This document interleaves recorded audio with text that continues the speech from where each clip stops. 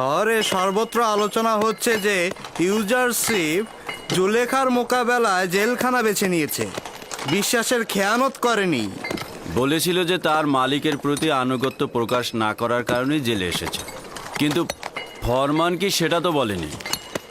তাহলে তার জেলখানায় আসার কারণটা এটাই?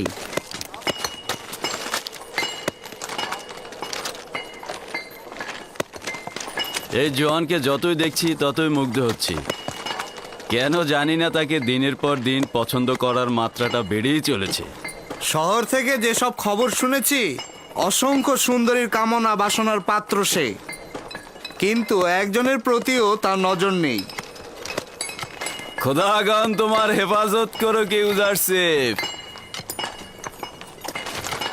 শুক্রিয়া জানাচ্ছি। যেসব খোদার নিজেদের হেফাজত দরকার, সে অন্যদের কি করে হেফাজত করবে?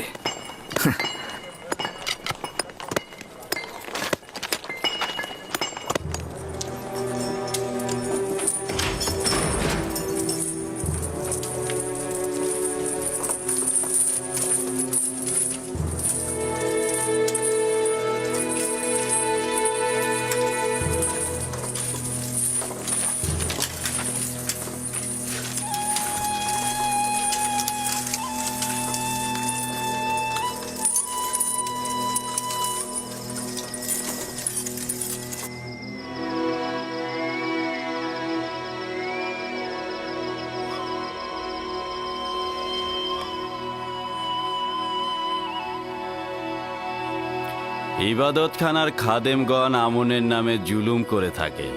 কাউকে কখনো দেখিনি এর প্রতিরোধ করতে। আমনও তাদের কার্যাবলী সম্পর্কে অবগত নন। কে জানে না যে খাদেমগণ তাদের ভোগের জন্য নারী ও যুবতীদের জোরপূর্বক ধরে ধরে ইবাদতখানায় নিয়ে যান। আমনের তো সহধর্মিনীর দরকার নেই। বুঝলাম। তো আপনি কি করে কয়েদি হলেন? আমার কন্যাকে এই খাদেমগঞ্জ জোরপূর্বক ধরে নিয়ে গিয়েছিল।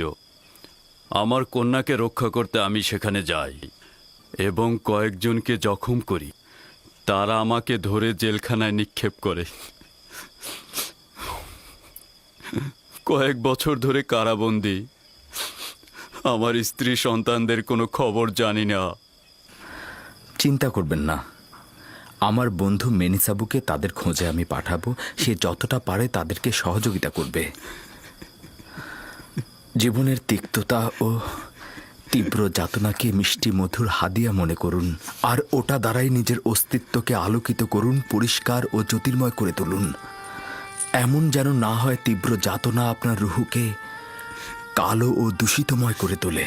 আর এমনও যেন কখনো না হয় যে দুনিয়ার কষ্টগুলো আপনার দৃষ্টিকে কবরের ন্যায় সংকীর্ণ ও অন্ধকারাচ্ছন্ন করে ফেলে। এমনও তো আছে যে অনেকেই জেলখানার বাইরে, কিন্তু তাদের ভেতরের অস্থিরতা ও পেরেশানির কারণে তারা দুনিয়াকে জেলখানার চাইতেও খারাপ ভাবেন। জেলখানার থেকে খালাসের আশা মিষ্টতায় ভরা, আর মুক্ত অবস্থা থেকে খালাস হওয়ার বাসনা তিক্ততায় ভরা। বাইরের দুনিয়ার আশাগুলো এমনই, আশার পেছনে যত ছুটবে তত তোমাদের থেকে তা পালিয়ে যাবে। আর যদি দৌড়ে ছুঁড়ে ফেলো, দেখবে তোমাদের দিকে ছুটে আসবে। তীব্র রোদে মাথা ভর্তি চুল নিয়ে হেঁটো না, তা গলে যাবে এবং একসময় তা ঝরে যাবে। মাটির দেহ মাটিতেই মিশে যাবে, কিন্তু তোমাদের লক্ষ্য যদি অটুট থাকে তবে একসময় সেখানে পৌঁছবেই। সুষম বসন্তকেও একসময় হেমন্ত এসে নিস্তেজ করে দেয়। যে সিংহাসনে রাজা বসে, সে সিংহাসনও সবসময় তার জন্য সিংহাসন নয়। তার অতি প্রিয় সিংহাসনটি একসময় তার চরিত্র বদলে তাকে কফিন হয়ে বহন করবে। তাহলে কি এটা বলা যায় না যে এই সংকীর্ণতা ও অন্ধকারে তোমাদের আনন্দময় ও আলোকিত মানুষ করে তুলতে পারে, যদি তোমরা তোমাদের ভুলটা বুঝতে পারো? দিলে কত আনন্দ! তোমার দিলে সব সময় এত আনন্দ কোত্থেকে আসে? কোত্থেকে আনন্দ পাও তুমি? কোনো একজন বন্ধু নির্বাচন করো। ওই বন্ধু তোমার পাশে বসলে দরিয়া সমান দুঃখ তোমার বিলীন হয়ে যাবে। তুমি পাগল হয়ে গেছো। এই জেলখানা আর কারাগারের মধ্যে শুধুমাত্র মৃত্যুটা বাকি।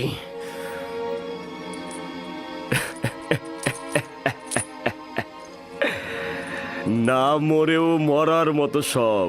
আর তুমি ওই মৃত লোকগুলোকে পুরস্কারের লোভ দেখাচ্ছ। শুনুন প্রিয়গণ, প্রত্যেকের বন্ধু সেই যে তাকে পূজা অর্চনা করে, আর যে মৃত বন্ধুকে পূজা করে তার ভাগ্যে আহাজারি ও দাফনের কাপড় ছাড়া আর কিছুই জুটবে না। আর যে জীবিত বন্ধুর ইবাদত করে তার জন্য জেলখানার কুঠরি, মরুভূমি বা বাগানের মধ্যে কোনো পার্থক্য নেই। ইউজারসিফ, তোমাকে একটা সওয়াল করতে পারবো? কোন বন্ধুর কাছ থেকে এত আনন্দ ফুর্তি পেলে? হ্যাঁ, সেই বন্ধু যে আমাকে কখনো ভোলে না, সবসময় আমার কিনারায় হাজির থাকে এবং আমার সকল হাল হাকিকাতে পরামর্শদাতা তিনি। ইউজারসিফ কখনোই মৃত পাথর বা কাঠের ইবাদত করে না।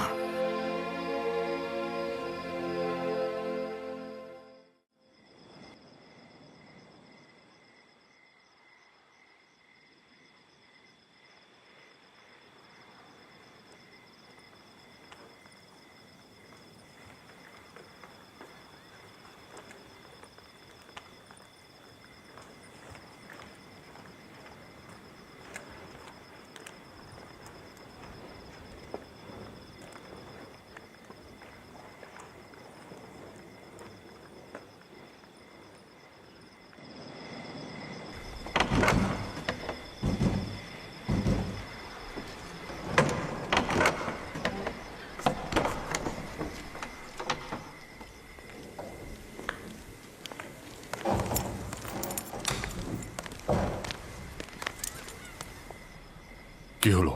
তার কোনো খোঁজ পেয়েছো তুমি? মনে হচ্ছে এক ফোঁটা জল ছিল মাটিতে মিশে গেল। সর্বত্র খুঁজেছি কিন্তু কোথাও তাকে খুঁজে পাইনি। না, যদি কিমুনি বন্দি হয় তো আমাদের কাজ লাঠি উঠে যাবে।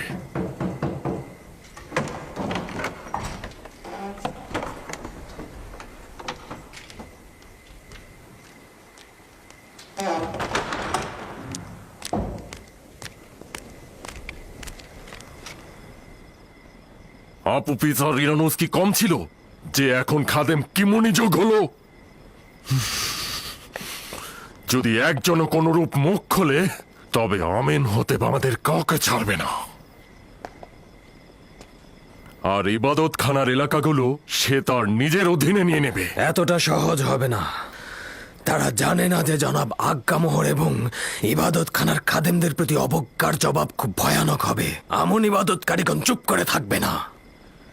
আমার মনে হয় আপুপিস ও কিমুনি এখনো গ্রেপ্তার হয়নি।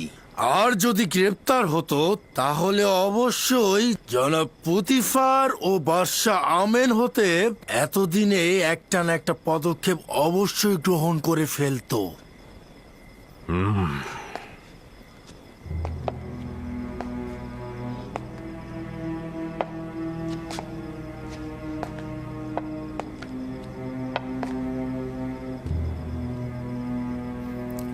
আমরা অবশ্যই নিরাশ হব না। তোমাদের অনুসন্ধান অব্যাহত রাখো।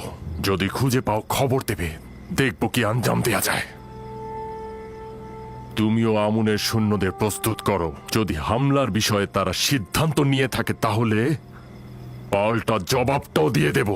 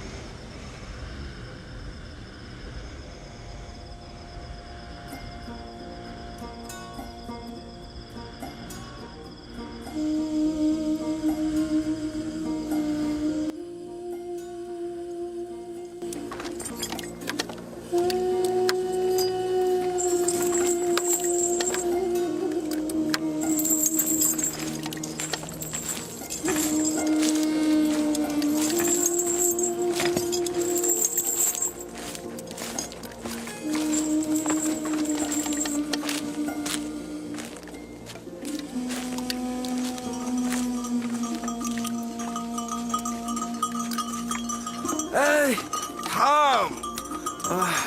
আরে থাম।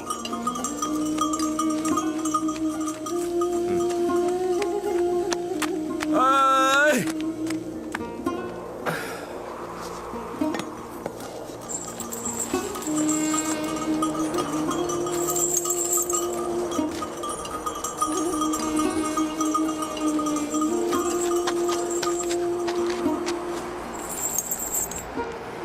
কি হয়েছে? উটটি পালিয়ে যাচ্ছে কেন? জানি না, কোনোভাবেই ওকে থামাতে পারছি না। যাই করি না কেন দৌড়েই যাচ্ছে। কাফেলা থেকে পালিয়েছে, ক্লান্ত হয়ে পড়েছে। ক্যানানের অধিবাসী?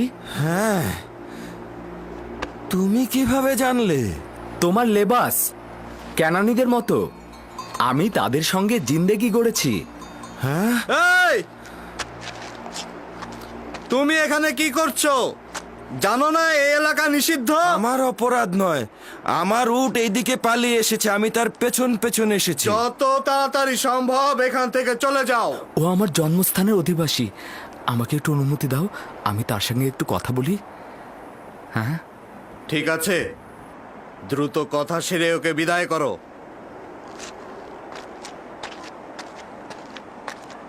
তাহলে সত্যি তুমি ক্যানানি? হ্যাঁ, তুমি কে? আর এখানে কি করছো? সে অনেক কথা। আচ্ছা, তুমি কি ক্যানানের গণ্যমান্য মানুষদেরকে চেনো? চিনি তো, ইয়াকুব নবী, ইয়াকুব ইবনে ইসহাক ইবনে ইব্রাহিম। আমি শুনেছি তার পরিপূর্ণ 12টি শাখা ছিল। ছিল, কিন্তু একটি শাখা বিচ্ছিন্ন হয়ে গেছে।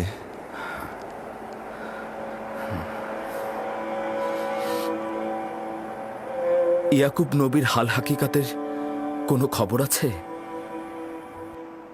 শুনেছি যে অব্যাহত বিরহে আক্রান্ত, ছোট্ট একটি কুঁড়ে ঘর তৈরি করে সবকিছু ত্যাগ করেছে এবং ওই বিচ্ছিন্ন শাখার জন্য অবিরাম কেঁদেই চলেছে। তুমি কেন কান্না করছো? যদি ক্যানানের ওই অন্তর্জালের দগ্ধ বৃদ্ধের সাথে তোমার আবার দেখা হয়, বলবে পরিত্যক্ত এক জেলখানা সেই জওয়ানের পয়গম রয়েছে। বলবে একজন কয়েদি বলেছে, যখনই তোমার বিরহ বিচ্ছেদের সহ্য ক্ষমতা শেষ সীমানায় পৌঁছবে, তখন তার অনুনয়ের হাত যেন তার প্রিয় বন্ধুর দরবারে উত্তোলন করে। পিতার কাছ থেকে দূরে থাকা সে বিদেশ বিভূয় সন্তানের জন্য যেন তিনি দোয়া করেন। তুমি কে? নিজের নাম ঠিকানা তো বলো। আমি অক্ষম, বলার অনুমতি নেই।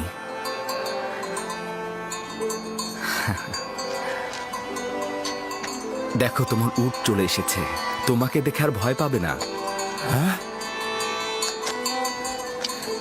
আজব ব্যাপার, ওর পিছনে কতই না ছুটলাম আমি। একেবারেই আজব নয়। এই পৃথিবীতে সবাই তার মালিকের কাছে একদিন ফিরে যায় এবং অভীষ্ট লক্ষ্যে পৌঁছায়। তার মানে এই উট ইচ্ছে করেই আমাকে এখানে এনেছে? অদ্ভুত তো। কাফেলা আমার জন্য অপেক্ষা করছে। খোদা হাফেজ। খোদা হাফেজ।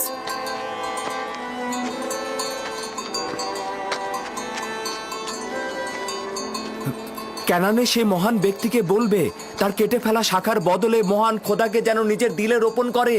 তাকে সবুর ধরতে বলবে আর দোয়া করতে বলবে দ্রুত যেন তাকে ফিরে পায়। আচ্ছা, খোদা হাফেজ। খোদা হাফেজ।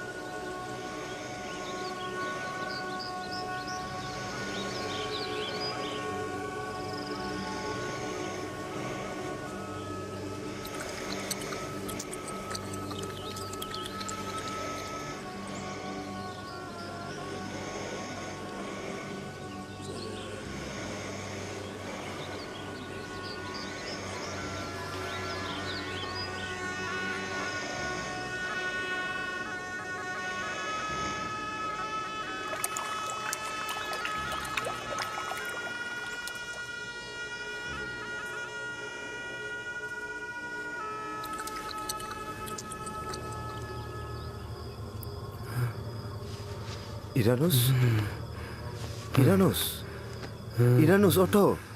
ইরানুস, খ্বাব দেখছিলে?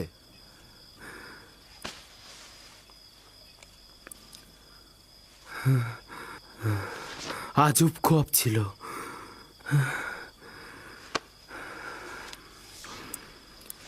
তুই কেন জেগে আছিস? আমিও খ্বাব দেখেছি। ঘুম থেকে উঠে বুঝতে পারলাম তুইও খ্বাব দেখছিস। যদি জেলখানার বাইরে থাকতাম, ইবাদতখানার খোয়াব ব্যাখ্যাদানকারীর কাছে যেতাম। হ্যাঁ, আচ্ছা, জেলখানার ভেতরে কেউ খোয়াবের ব্যাখ্যা করতে জানে না?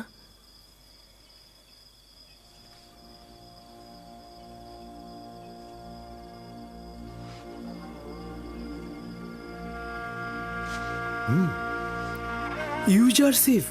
হ্যাঁ, এখন গভীর রাত, ভোরে ভোরে ইউজারশিপ যদি ভোরবেলা খনিতে যায়? কারাগার পরিষ্কার পরিচ্ছন্নের জন্য কিদামিন কালকে কারাবন্দীদের ছুটি দিয়েছে। তাহলে আমিও ঘুমাই।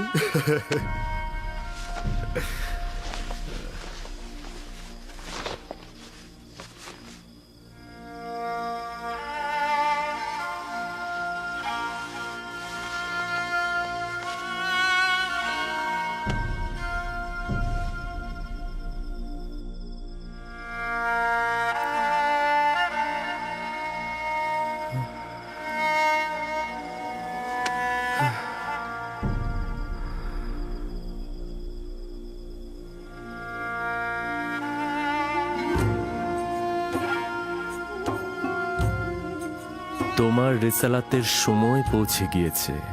এখন থেকে পরবর্তীকারের আদেশ ও তোমার কর্তব্য হলো কারাবন্দী ও মিশরের মানুষের হেদায়েত ও একাত্মবাদী খোদার তাবলিকের জন্য অঙ্গীকারবদ্ধ হওয়া। নিঃসন্দেহে এই পথে খোদা তাআলা তোমাকে সাহায্য ও মদদ দেবে।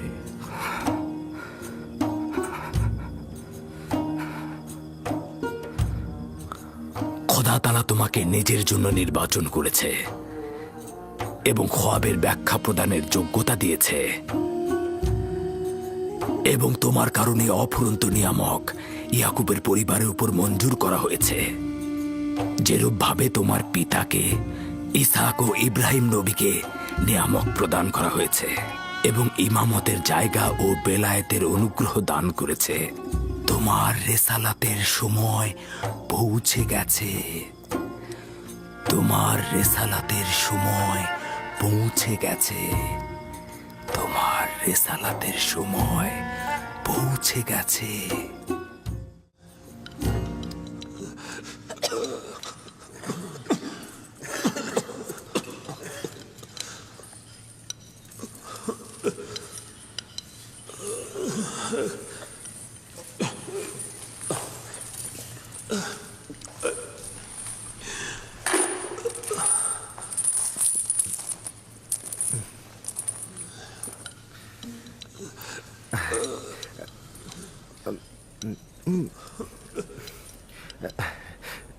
আমি ও ইরানোস একটা খব দেখেছি। তুমি ব্যাখ্যা করতে পারবে? কি খোয়াব দেখেছ? আগে বর্ণনা করো দেখি।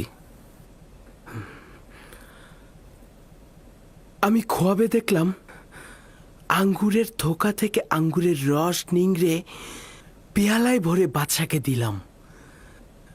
বাদশা অনেক ভীত ছিল। ভালো খব নয়। একদমই ভালো খব নয়। আচ্ছা, আর তুমি কি খব দেখেছ? আমি খব দেখেছি,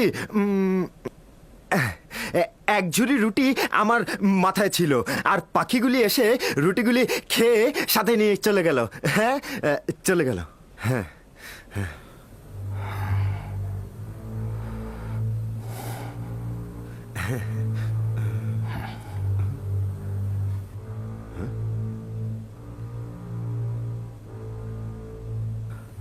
আমার এই খোয়াবের ব্যাখ্যা যদি তোমাদের জন্য ক্ষতিকারক হয় তবুও তোমরা কবুল করবে। কবুল করব। কবুল করবে?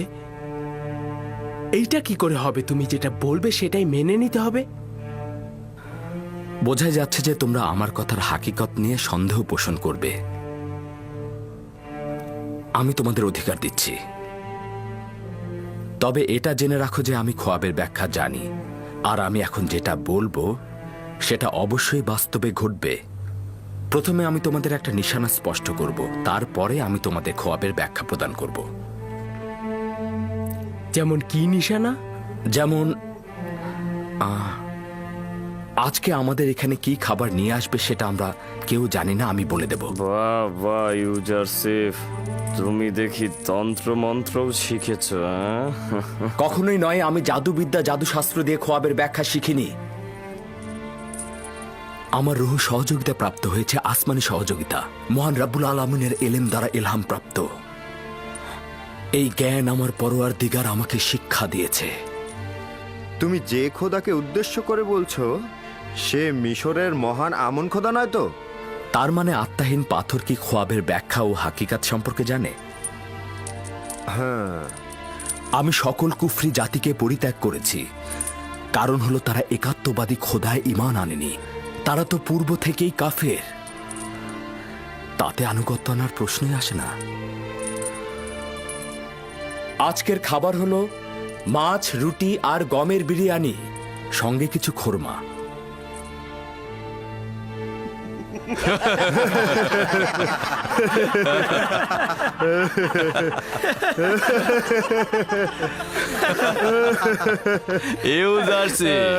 এটা কারাগার, মেহমান খানা নয়।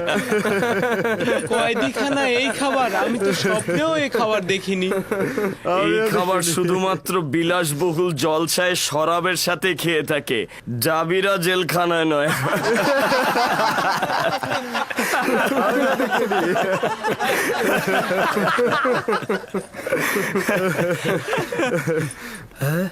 সত্যি করে বলো তো, তুমি যে খাবারের কথা বলছো তা সত্যি আসবে? খাবার এনেছি, সবাই সারি করে দাঁড়াও।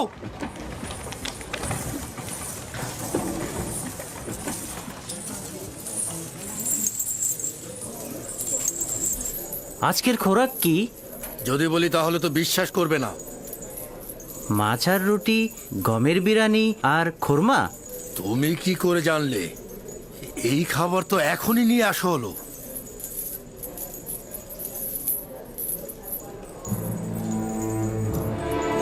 ইউজারসিফ যেই খাবারের কথা বলেছিল সত্যি সত্যি সেই খাবারই এসেছে। লাইনে দাঁড়াও, সবার কাছে পৌঁছাবে। তোমরা সবাই সারিতে দাঁড়াও।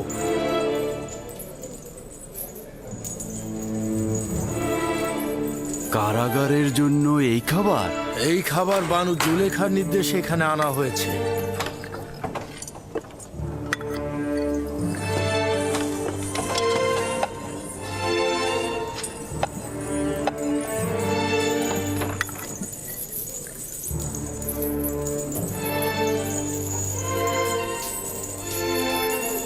এই খাবার জুলেখা পাঠিয়েছে।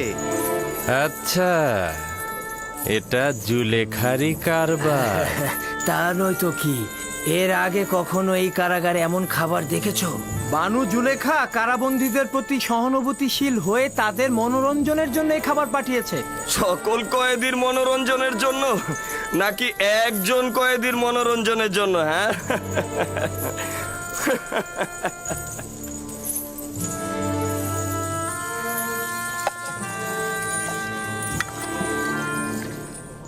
এখন তো আর ইউজারশিপের খোয়াবের ব্যাখ্যা অস্বীকার করতে পারবো না।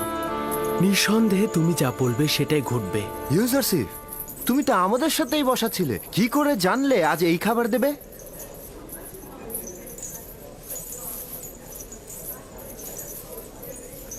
আমি যা কিছু জানি পরোয়ার দিগারের পক্ষ থেকে আমাকে তালিম দেওয়া হয়েছে। নিজে থেকে আমি কিছু বলি না। তুমি কোন খোদার কথা বলছো? তুমি কার অনুসারী? আমি আমার পিতা ও পিতামহের দিনের অনুসরণ করি, ইব্রাহিম, ইসহাক ও ইয়াকুব দিনের। তুমি ইব্রাহিমের উত্তরসূরি, যে কিনা এক খোদার অনুসরণ করত। হ্যাঁ, সেই যে কিনা তোমাদের অনেক খোদাগণের বিরুদ্ধে অভ্যুত্থান করেছিল, সেই যে কিনা কুফরি, শেরেক ও নিজ হাতে তৈরি করা খোদার বিরুদ্ধে সংগ্রাম করেছিল। এই ইউজারশিপ, হাজার হাজার বছর ধরে আমাদের পূর্বপুরুষরা আমুন খোদার ইবাদত করে আসছে। তারা কি এতদিন ভুল করে এসেছে? নির্জীব পাথর খোদাই করে তৈরি হয় তোমাদের সেই মহান আমুন খোদা। পাথরের কারিগররা তাদের নিজ ইচ্ছে মতো তার আকার দিয়ে থাকেন। এটা কি ইবাদতের যোগ্য, নাকি মহাপরাক্রমশালী যে পরাজিত হন না তিনি ইবাদতের যোগ্য? এইরকম খোদাই আসলে ভালোবাসা আর ইবাদতের যোগ্য। কিন্তু কিন্তু আমরা কোথা থেকে জানবো এর অস্তিত্ব? তাকে তো আমরা কখনো দেখিনি। তাহলে আমরা তাকে কিভাবে পাবো? আমাকে তো তোমাদের হেদায়েতের জন্য এখানে পাঠানো হয়েছে এবং তোমাদের খোয়াবের ব্যাখ্যা প্রদানের ক্ষমতা দেয়া হয়েছে। তোমাদের আজকের খাবারের আগাম খবর তো আমিই দিলাম। একটা মাত্র ভবিষ্যৎবাণী শুনে আমরা আমাদের খোদাকে ভুলে যাব না, আর তোমার খোদার ইবাদত করব না। তোমাদের আগে বলেছি আমার এলেম রাব্বুল আলামিনের কাছ থেকে, না আমার নিজের কাছ থেকে। এখন আমি তোমাদেরকে এমন বিষয়ে বলবো যেটা আমি আগে কখনোই তোমাদেরকে বলিনি।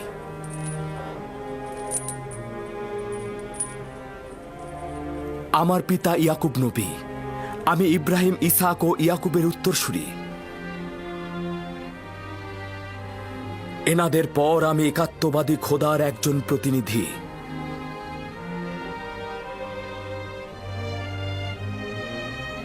তোমাদেরকে আমি আমার পূর্বপুরুষ ইব্রাহিমের দিন এবং একক ও অদ্বিতীয় খোদায় ঈমান আনতে আহ্বান করছি। তুমি তাহলে খোদাবন্দের প্রেরিত প্রতিনিধি?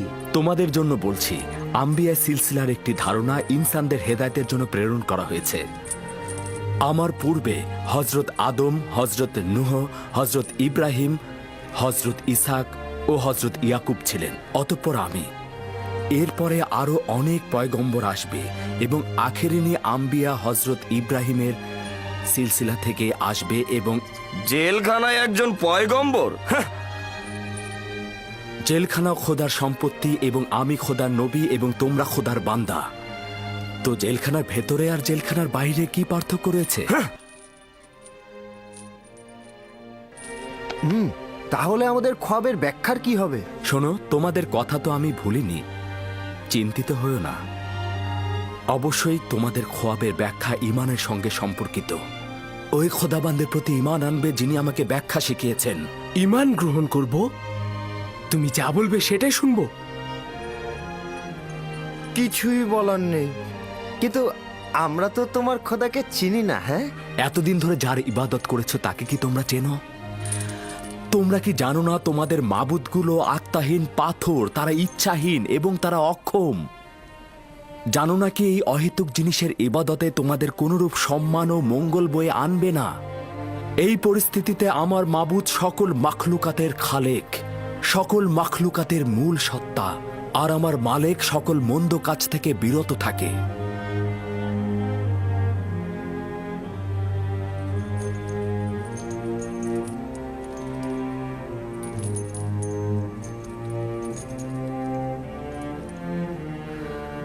আচ্ছা আপুপিস ও ইরানুস, তোমরা তো জবাব দিলে না।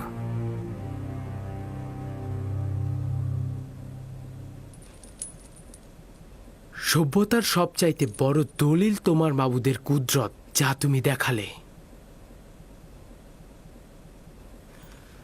আমি ঈমান আনছি। আচ্ছা আপুপিস, এবার তোমার কথা বলো। সত্যি বলতে কি, যখন চিন্তা করি তামাম জীবন একটা ইচ্ছাহীন সত্তার ইবাদত করছি, তখন নিজেকে খুব মূর্খ মনে হয়। সন্দেহ নেই যে তোমার খোদা আমাদের খোদার থেকে উত্তম।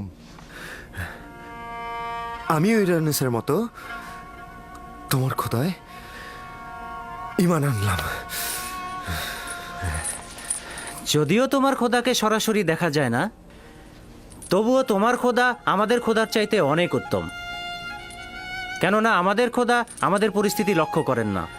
যদি আমুন ও আমুনের অন্যান্য খোদা দ্বারা কোনরূপ কল্যাণ পেতাম, তাহলে এই কথার জন্য তোমাকে শাস্তি দিতাম।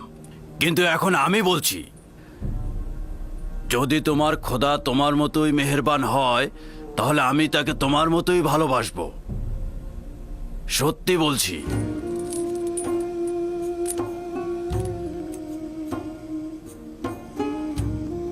আমি খোদার প্রেরিত পয়গম্বরের উপর ঈমান আনলাম, যাকে আমাদের হেদায়েতের জন্য প্রেরণ করা হয়েছে। আমিও তোমার খোদার প্রতি ঈমান আনছি, আর আমার পাথরের খোদাকে বর্জন করছি।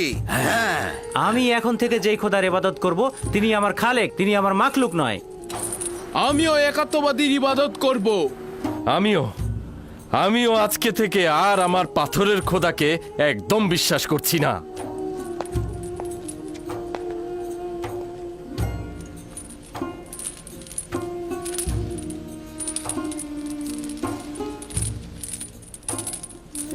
এখন তাহলে সকলে আমার সঙ্গে বলো,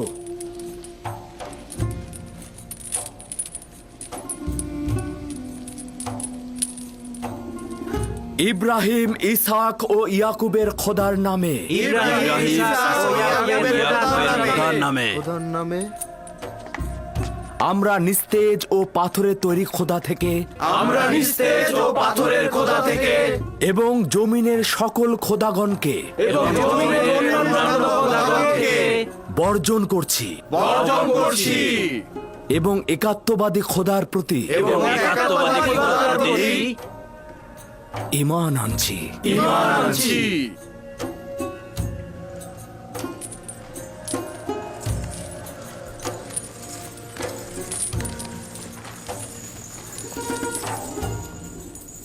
ইউজারশিপের বিরুদ্ধে পদক্ষেপ নেওয়া উচিত।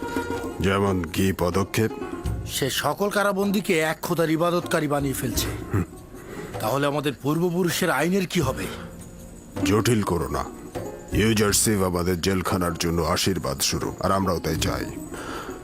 তুমি তোমার কাজ করো, আর ওদেরকে ওদের কাজ করতে দাও। জনাব ইউজারশিপ, আমরা ঈমান এনেছি। এখন আমাদের খোয়াবের ব্যাখ্যা করুন। আমাকে কথা দিয়েছিলে তোমাদের খোয়াবের ব্যাখ্যা যা কিছু হোক কবুল করবে, এমনকি যদি ক্ষতিকারক হয় তবেও। কবুল করছি তো। আমরা প্রতিজ্ঞা অটল আছি। ইরানুস, তোমার খোয়াবের ব্যাখ্যা হচ্ছে এই যে 3 দিন পর তুমি তোমার পূর্ব পেশায় ফিরে যাবে এবং আমিন হতেবের সাক্ষী হিসেবে সম্মান ও মর্যাদা পাবে। আর আবু পিস, তুমি 3 দিন পর শাস্তি স্বরূপ ফাঁসি কাষ্ঠে ঝুলবে। তোমাকে ঝুলিয়ে রাখা হবে, আর পাখিরা তোমার দেহ ঠুকরে ঠুকরে খাবে।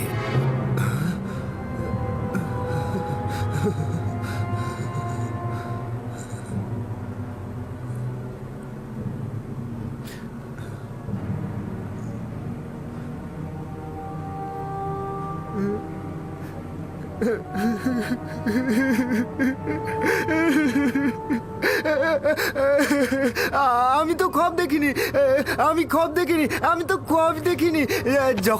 যখন দেখলাম ইরানুস খব দেখছে, তখন আমি তাকে মিথ্যা বললাম। আমি তো কোনো খবই দেখিনি।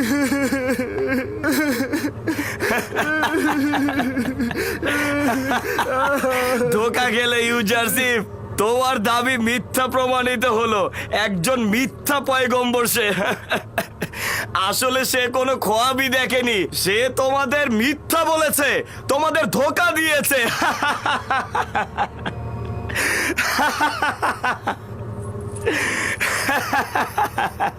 আফসোস যদি তোমার কথা সত্য হতো, কিন্তু আমি যা কিছু বলেছি তাকদীরের কলবে লেখা হয়ে গেছে, আর নিঃসন্দেহে এটাই সংঘটিত হবে।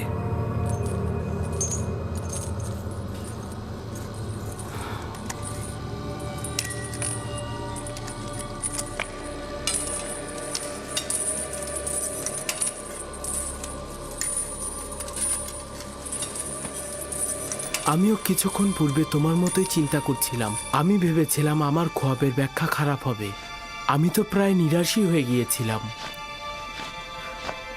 কিন্তু ইরানুস, আমি তো আশাবাদী ছিলাম, ভেবেছিলাম পাখিদের খাবার বিতরণটা উত্তম কাজ।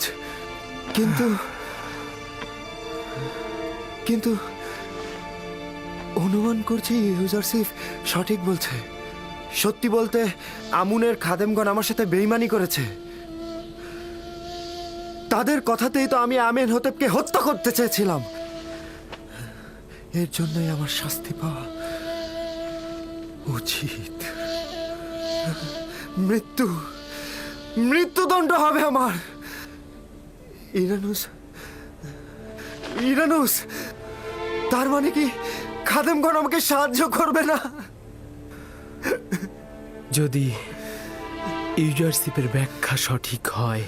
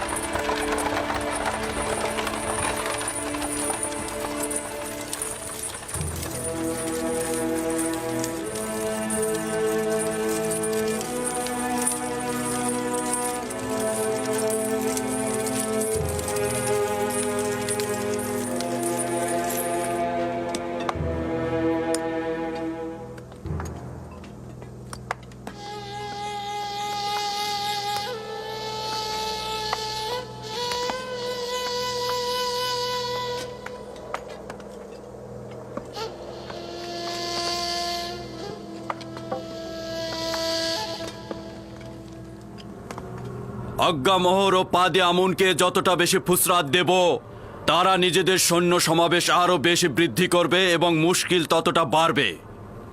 যদি সিদ্ধান্ত এই হয় যে তাদের সঙ্গে সংঘর্ষে লিপ্ত হব, তাহলে আমার প্রস্তাব আজ্ঞামোহর ও পাদে আমুনকে এখানে এনে কিমনি ও আপুপিসের মুখোমুখি করা। তারা তো আর আপুপিসের স্বীকারোক্তিকে অস্বীকার করতে পারবে না, তাই নয় কি? পারবে? ওদের পাপের শাস্তির রায় তো আমার জানাই আছে। মন্দিরের আওতাধীন সকল জমি জমা আমি ফিরিয়ে নেব। প্রজ্ঞামোহর আর পাদিয়ামুনকে আমি কঠোর শাস্তি দেব। উত্তম হচ্ছে যে রাজমহলে জাঁকজমকপূর্ণ মেহমানদারির আয়োজন করা হোক। আজ্ঞামোহর ও তার সহকর্মীদের দাওয়াত করা হোক। এমন সময় খাদেম কিমনি, ইরানুস ও আপুপিসকে এখানে হাজির করানো হবে। একে অপরের সঙ্গে মুখোমুখি করানো হবে। আপনি কি ভাবছেন এ দাওয়াত তারা কবুল করবে? যখন বাদশাহ আমেন হতেব কাউকে দাওয়াত করেন, তার ওয়াজিব হলো এই যে বাদশার প্রতি আনুগত্য প্রকাশ করা। যত দ্রুত সম্ভব আয়োজন করো। এই মজলিসেই বিচার কার্য সুনিশ্চিত হবে। হুকুম শিরোধার্য আলী জনাব।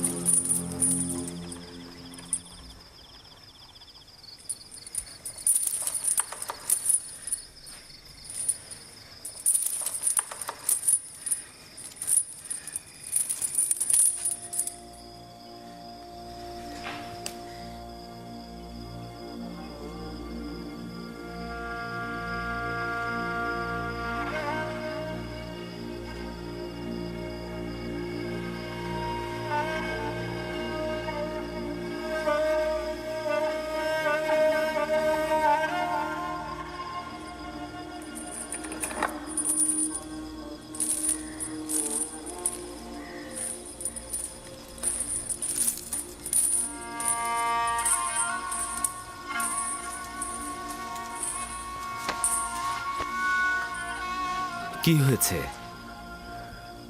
মৃত্যু একটি সাধারণ আদেশ, সবার জন্য একটি সাধারণ ঘটনা। দেরিতে বা আগে সবারই মৃত্যু ঘটবে। আজ হয়তো তোমার, আগামী তো আমার, অন্যদিন হয়তো অন্য কারো একই ঘটনা ঘটবে। যদি কোনো ইনসান 1000 বছরের আয়ু পেয়েও থাকে, তবুও মৃত্যুর মুখোমুখি হয়ে সে আনন্দিত হয় না। শুধুমাত্র খোদার আম্বেগণই মৃত্যুকে স্বাগতম জানায়। আমি তোমাকে যেরূপ মৃত্যুর আগাম খবর দিয়েছি, তেমনি একটি পুরস্কারেরও খবর দিচ্ছি এখন। মৃত্যুর পূর্বে তোমার ঈমান আনয়ন একটি বড় ধরনের সৌভাগ্য ও নিয়ামত। তুমি দুনিয়া ত্যাগ করলে পরওয়ারদিগার তোমার কবরে রহমত ও আরাম প্রদান করবে। তুমি তো পরকালে নিয়ামত প্রাপ্ত হবে। যাকে ফাঁসিতে ঝুলিয়ে মৃত্যুদণ্ড দেওয়া হয় তাকে মমি করা হয় না, আর পশ্চিমে মৃতদের দেশেও পাঠানো হয় না। আর এর কারণেই আমি মরার পরেও শান্তি পাবো না। আমি একেবারেই ধ্বংস হয়ে যাব। কে বলেছে কবরে আরাম রয়েছে? একক খোদার ইবাদতকারী তুমি ভ্রান্ত ধারণা লালন করো না। তোমার খোদা সকল জাহানের মালিক, দুনিয়া ও আখেরাতের সমস্ত কার্যাবলী তার হাতেই। আপুপিস, তুমি যেখানে মৃত্যু বরণ করো না কেন, খোদা তাআলার কাছে আমি তোমার বেহেশতের জন্য সুপারিশ করব, এবং একই সাথে তোমার প্রতি তার রহমতের জন্যও। আমি ইরানুসের জন্য যতটাই চিন্তিত, তোমার জন্য ততটা চিন্তিত নই। কেন কেন আমার জন্য চিন্তিত? আমার জানের পরে কি আবারও বিপদ আসবে? না, তোমার রুহ বিপদে আছে। আপুপিস এবং তুমি এক খোদা ঈমান আনার কারণে অতীতের সকল গুনাহ থেকে মুক্ত হয়ে গেছো, কিন্তু ইরানুস তো দুনিয়াতে থাকবে। আবার হয়তো পাপের অন্ধকারে সে ডুবে যাবে, এবং মৃত্যুর সময় হয়তো পাহাড় সমান গুনাহ নিয়ে সে মৃত্যুবরণ করবে। কিন্তু আপুপিস তো পাক পবিত্র রুহ নিয়ে পরওয়ারদিগারের সঙ্গে মুলাকাত করবে। অবশ্যই সতর্ক থাকা উচিত যে ঈমানের বীজ বপন করা খুবই সহজ, কিন্তু তার রক্ষণাবেক্ষণ খুবই কঠিন। ইরানুস, আমার হাল হাকিকত দিন দিন ভিন্ন রূপ ধারণ করছে। ওর প্রতি দরদ আমার আস্তে আস্তে বেড়েই চলেছে। সবার কাছে আমি হাসি ঠাট্টার প্রতীকে পরিণত হচ্ছি, অথচ আমার কলবে অবিরাম শামশিরের আঘাত এবং দিলের হাহাকার ধ্বনি কেউ শুনতে পাচ্ছে না, কেউ না। আস্তে বলুন বানু, আপনি কি চাইছেন সকলে শুনুক?